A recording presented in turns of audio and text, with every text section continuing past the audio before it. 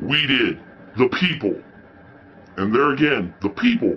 That's what it's all about. It ain't about you, Oprah.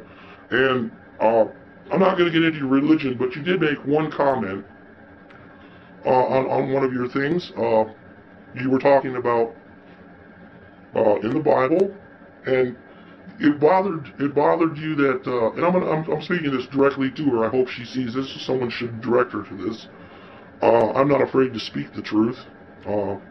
So you come out and you said you were reading that it said God was jealous, and you said, "Oh, I had to stop myself and say, what? God is jealous of me?" It's really opened my eyes up to a new way of thinking, a new form of spirituality that doesn't always align with the teachings of Christianity. So my question is to you, Oprah, how have you reconciled these spiritual teachings with your Christian beliefs? I've reconciled it because I was able to open my mind about the absolute indescribable hugeness of that which we call God.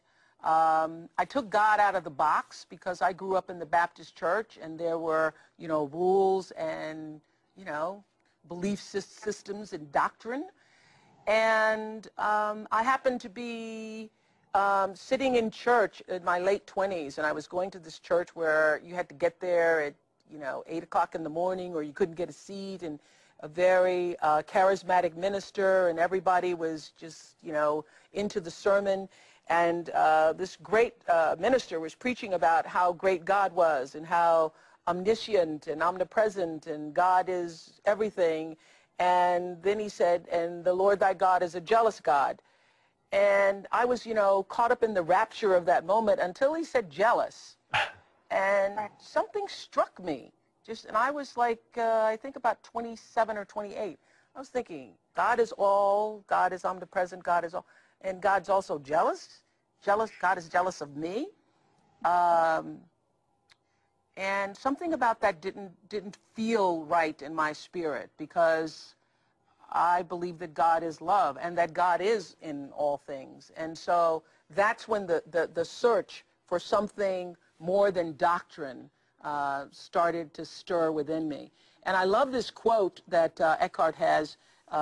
This is one of my favorite quotes in chapter 1, where he says, "Man made God in his own image. The eternal, the infinite, and unnameable was reduced to a mental idol that you had to believe in and worship as my God or our God." Jesus says, you are the light of the world. That means you are the consciousness in which the world appears, is seen.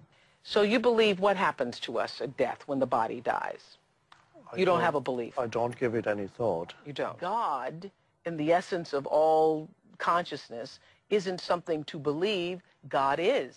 Yes. God is.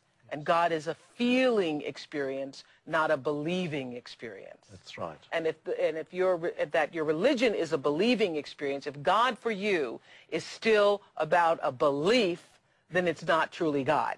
No. That's what you're saying. Yes. Shows your ignorance, okay? You really need to have an education.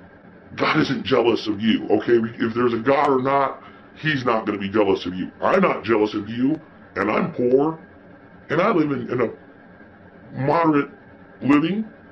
I'm not jealous of you. Why would a supreme being of any kind be jealous of you? Any God that has worshipers will be jealous of other gods. That's fact. No religion wants you to learn another religion and follow it. They want you to stay in their religion, which there is the trap of religions, and I don't agree with that. But to be so conceited in yourself to believe that that passage was talking about you as an individual, whether it was you or somebody else, it's not talking about individuals. It's not talking about you, me, or any other person. He was saying he didn't want you worshiping other gods. Of course, he's jealous of other gods. And if you try to say, well, there's something wrong with that, well then, I can see why you switch. If you cannot accept the fact that whatever deity you worship is your deity, and whatever he says goes, then you don't need a religion. I mean, religion, it does have that little catch in it. That's your deity, that's what you follow. You believe what it says. You follow what it says. You don't question what it says. That is one of the whole purposes to having a deified religion, is for someone to give you a little basis to start with. Then you live your life from there. It is a form of control. But some religions are different than others. Not all of them are the same. Some make women wear veils. Aren't you glad you ain't following in the Muslim belief? I can see why you're not. It's okay for, some black people, but obviously for you, because you don't want to wear that veil over your head. I think that's the only thing holding you back from that.